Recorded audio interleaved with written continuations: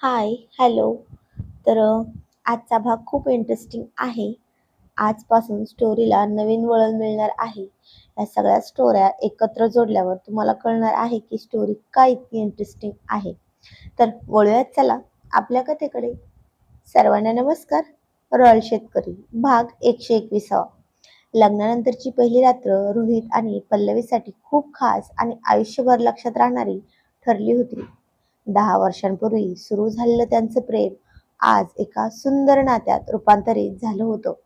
दोघंही आता एकमेकांच्या अधिक जवळ आले होते, मनाने, भावनेने आणि विश्वासाने. सकाळी पल्लवी उठली तेव्हा तिच्या चेहऱ्यावर एक वेगळीच लाज आणि समाधान दिसत होतं. ती फ्रेश होण्यासाठी आत गेली तोपर्यंत रोहितने मोबाईलवर काही अपडेट्स रोजच्या पेशंटच्या पाहिल्या आणि रोजच्या सवयीप्रमाणे हलका फुलका वर्कआउट सुरू केला. थोड्या वेळाने पल्लवी बाहेर आली. आजही तिने सुंदर अशी साडी नेसली होती. खरंच नवीन नवरी साडीत किती खुलून दिसते ना. अगदी तशीच तीही दिसत होती. रोहित तिच्याकडे पाहतच राहिला होता. ती आरशासमोर उभी राहून स्वतःला सावरत होती.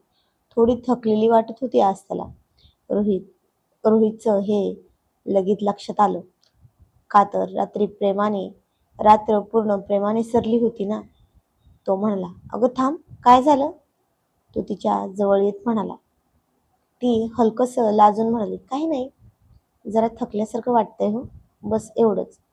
रोहितनं तिला हळूच खाली बसवलं आणि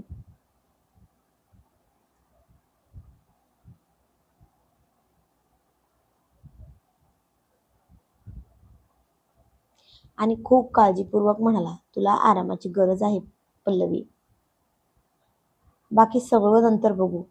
त्याच्या आवाजात काळजी तिला जाणवली होती. तो थोडा हसत म्हणाला, मी डॉक्टर आहे, पण कधी कधी आपल्याच माणसांची जास्त काळजी वाटते ना. ती हसली आणि म्हणाली, हो ना, डॉक्टर पण डॉक्टर लोक पण कधी कधी पेशंट होतात म्हटलं. असं दोघंही हसले आणि थोड्या वेळाने ती म्हणाली, मला जरा पेनकिलर घ्यावी वाटते का? रोहित लगेच म्हणाला, नको नको, आधी थोडा आराम, गरज वाटली तर मग घेऊ. तू ठीक आहेस? फक्त थोडा थकवा आला आहे. मी जरा जास्तच त्रास दिला ना तुला रात्री? तो मुद्दाम विषय बदलत हलक्या खोडकारपणे बोलला, जेणेकरून तिचे लक्ष वेदनेकडून दूर जाईल. ती म्हणाली, शी, काही पण काय बोलता हो, बेशरम आहात तुम्ही सारखे. तो तिला स्वतःच्या आणखी जवळ घेत तिचे भिजलेले केस सावरत म्हणला, हो, तो तर मी आहे, पण तू पण काही कमी नाही हं, अगदी तोडीस तोड आहेस बघ. ती लाजून त्याला लांब ढकलून म्हणली, शी, डॉक्टर रोहित, निर्लज्ज, बेशरम आहात तुम्ही. ती आरशासमोर बसायला जागा शोधत होती. रोहित म्हणला, ये ना, इथे बस, माझ्या बॅकवर, मी आहे ना. तशी ती संकोचून म्हणेल, नको नको, तुम्हाला त्रास होईल ना. तो हसत म्हणाला, तुझ्यासाठी अजिबात नाही. ती हलकसं हसली आणि त्याच्या जवळ जाऊन आवरायला लागली. दोघांमध्ये हलकीशी मस्ती, चिडवाचिडवी चालूच होती. डॉक्टर रोहित, थोडं थांबा ना, शांत बसा, सिंदूर खराब होईल माझा, ती म्हणाली. तो म्हणाला, ठीक आहे मॅडम, आणि हसला. ती आवरून झालं तेव्हा तो म्हणला, आता बरं वाटतंय का? ती म्हणाली, हो, खूपच बरं वाटतंय. असे दोघं एकमेकांकडे बघून हसले. तसं त्या शब्दात थोडीशी जवळीक होती आणि दोघं एकमेकांकडे बघून हसले. आणि प्रिया पल्लवी खोडकरपणे म्हणाली, डॉक्टर रोहित, तुम्ही थकत नाहीत का हो कधी? तो हसून म्हणाला, तुझ्यासोबत असताना कधीच नाही. उठीत तर नाहीच, इथे बेडवर पण नाही. तशी ती लाजली. त्याने हलक्या फुलक्या मस्करीत तिच्या जवळ येत म्हणला, अगं, हे सगळं म्हणजे प्रेमच आहे ना फक्त, बाकी काही नाही. ती त्याला दूर ढकलत म्हणली, बस आता, हा, जरा शांत बसा. किती आणि काय काय कराल हो? तो हसला आणि म्हणाला, ठीक आहे, पण हा स्माईल आहे ना चेहऱ्यावर, तो कायम ठेव. तशी ती हसली. थोड्या वेळानं ती म्हणाली, बरं, आता नाश्ता बनवते, काय खाणार? तो लगेच म्हणाला, तू जे करशील ते सगळं सगळं आवडेल मला, पण त्याआधी तुझे ओठ. ती म्हणाली, ठीक आहे. असं म्हणून तिने त्याच्या गळ्यात हात टाकले आणखी, आणि ते खूप जवळ आले काही क्षणांसाठी. डॉक्टर पल्लवी आणि रोहितला कधी नकार देतच नव्हती. तीही प्रियासारखीच होती. दोघी पण एकाच गुणाच्या होत्या. म्हणूनच तर शिवमची एक मैत्रीण होती आणि त्याच स्वभावाची आणखीन असणारी एक बायको होती. असंच असतं काही पुरुषांचं.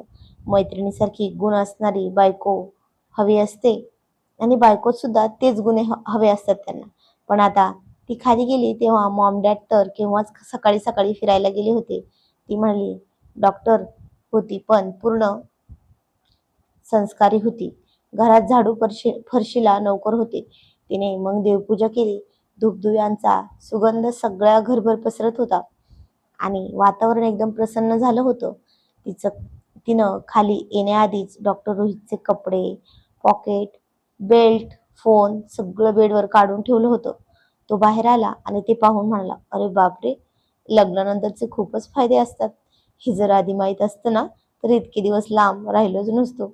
लगेच केलं असतं लग्न. असं म्हणून तो हसला आणि स्वतःचा आवरू लागला. आणि काही वेळाने मॉम डॅड पण घरी आले आणि जरा वातावरण चेंज झालेलं पाहून त्याची मॉम म्हणली, अहो रोहितचे डॅड, तुमची सन इन लॉ खूप लवकर उठलेले आहेत वाटतं. ते म्हणले, हो, पण तुमचा सन तर अजून दिसतच नाही. एवढा बाहेर मोठा सनवर आला तरी.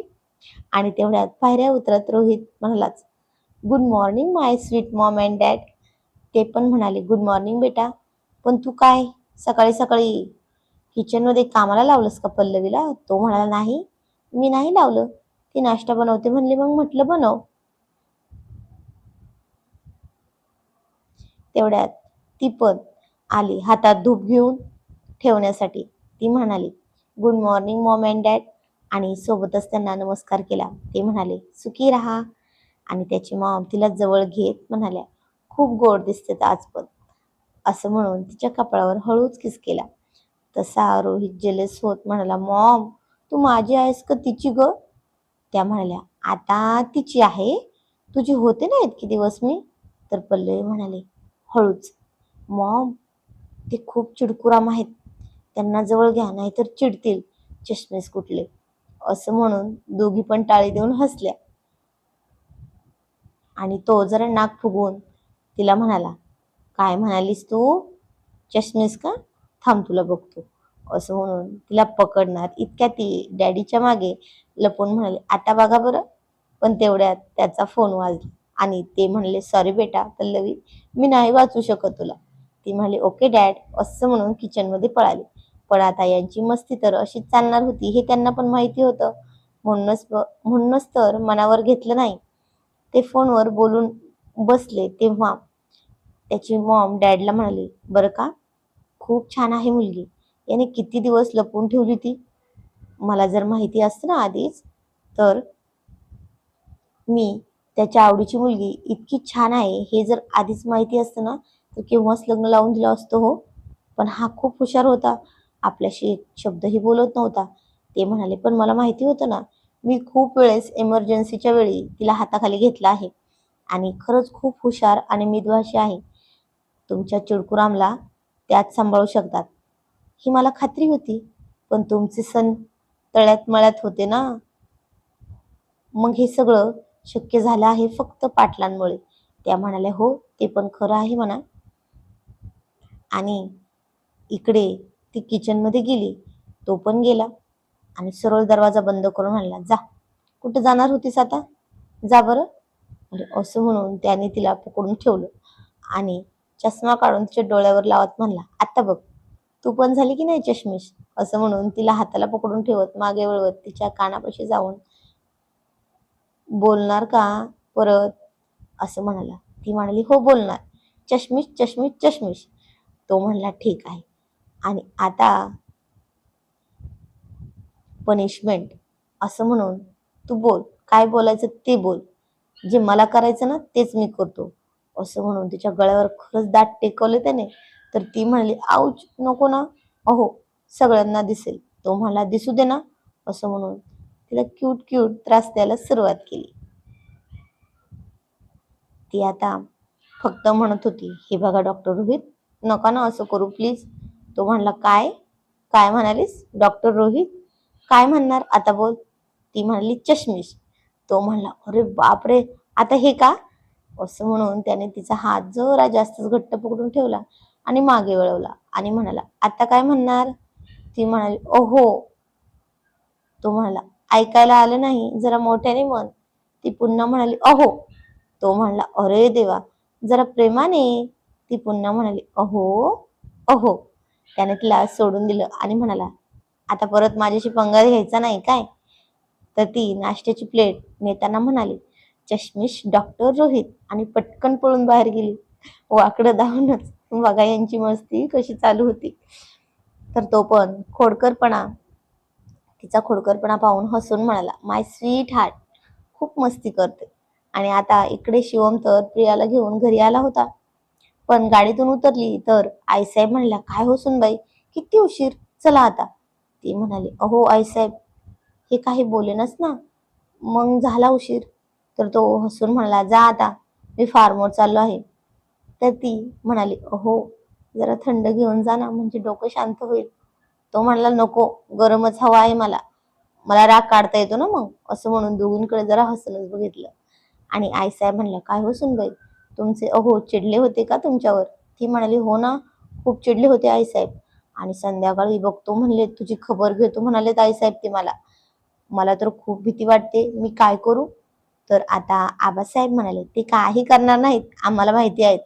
अहो, जीव टाकतात तुमच्यावर. तशी ती खूपच लाजून म्हणली, हो, ते तर आहेच आहे आबासाहेब, पण तरी तुम्ही राग बघितला आहे ना त्यांचा. मी जर आज खूप वेळ सांगितलं नसतं ना, तर नक्कीच एखादी कानाखाली बसली असती माझ्या आज, आणि आवाज काढला असता आज त्यांनी माझ्या कानाखाली. असं म्हणून सगळे हसले. पण आता तेवढ्यात अस्मी हळूच तिच्या खांद्यावर हात ठेवून म्हणली, मी म्हणाले होते ना वहिनी, दादा जर चिडला तर काही खरं नाही म्हणून. आता बघ कसं मनवणार ते तू. ती म्हणाली, मी बरोबर मनवते, तू बघ. ती म्हणाली, ठीक आहे, पण बघ दादा आज उशिरा येईल, फोन आला होता त्याचा, ते खाद्य यायचं आहे जनावरांचं म्हणून. बरं आईसाहेब, जेवण काय बनवायचं आहे संध्याकाळचं? असं प्रिया म्हणाली. तशा आईसाहेब तिचा हात पकडून दोघांच्या मध्ये बसवत म्हणाल्या, तुम्ही अजिबात काळजी करू नका आणि आता शांत बसा. जवळपास 10 वाजता तो घरी आला. तिथे वर खालीच त्याची वाट पाहत होती. तो आला तशी ती म्हणली, अहो, हातपाय धुवा, जेवण गरम करते. त्याने तो हो म्हणूनच तिच्या कानात एक हेडफोन त्याच्या कानातला तिच्या कानात घातला. मस्त गाणी चालू होती. तो हात धुवून आला, पण टॉवेलला हात न पुसता तिच्या पदरालाच हात पुसला आणि एकदा तिच्या पोटावर हळूच कान लावून बाळांशी काहीतरी गोडगोड बोलला. आणि ती हसून म्हणाली, बस ना आता, चला जेवण करू. जेवण झालं. तिला काहीच काम करायचं नाही असं सक्त ताकीद आईसाहेब आणि आबासाहेब यांनी दिली होती. तो म्हणाला, चल. ती म्हणाली, पाणी घेऊन येते ना, चला तुम्ही पुढे. पण तो थांबला होता शिडीपाशी. पण जे व्हायला नको तेच झालं. शिवमला पल्लवीचा आणि डॉक्टर रोहितचा फोन आला. थोडा वेळ इकडच्या तिकडच्या गप्पा झाल्या आणि तो म्हणला, आलेत का ग रिपोर्ट? ती म्हणाली, हो, चांगली ग्रोथ आहे. पण तो म्हणला, पण काय? ती म्हणली, मिस कॅरेजचा धोका अजूनही जात नाही रे शिवम. आणि हे ऐकून तर तिच्या पायाखालची जमीनच सरकली. तिच्या पोटात गोळा आला. आता त्यात त्यानं पहिल्यापासून घेतलेली काळजी, काम करण्याची केलेली सक्ती, त्याने घातलेले निर्बंध, तिचे केलेले सगळे हट्ट, का नाही माहेरी जाण्यासाठी सहजासहजी परवानगी दिली. तिच्या डोळ्यात पाणी काय येऊ देत नव्हता तो. तिला हवं ते पुरवत होता आणि तिची पावलं जड झाली. हातातला पाण्याचा मग होता, पावलं त्याच्याकडे जाण्यासाठी जडच झाली होती. ती पायरी चढताना तिला ठेच लागली आणि सगळं पाणी सांडलं. ती खरंच खूप घाबरली होती. तिचा पाय घसरणार, पण 2 मजबूत हाताने तिला सावरलं. रात्री उशिराने ती बेशुद्ध झाली आणि रात्री उशिराने तिला जाग आली. तेव्हा सगळे तिच्या कडेने बसलेले होते. शिवम मात्र खाली डोकं घालून तिचा हात हातात घेऊन खूप खूप काळजीने तिला बघत होता. तर आजचा भाग कसा वाटला ते कमेंटमध्ये नक्की सांगायचं आहे. आणि इथून पुढचे भाग खूपच जबरदस्त आणि इंटरेस्टिंग होणार आहेत. धन्यवाद. नवीन असाल तर आपल्या चॅनलला नक्की सबस्क्राईब करा आणि बेल आयकॉन नक्की दाबा, म्हणजे आपल्या चॅनलचे अपडेट्स वेळोवेळी तुम्हाला भेटत राहतील. धन्यवाद.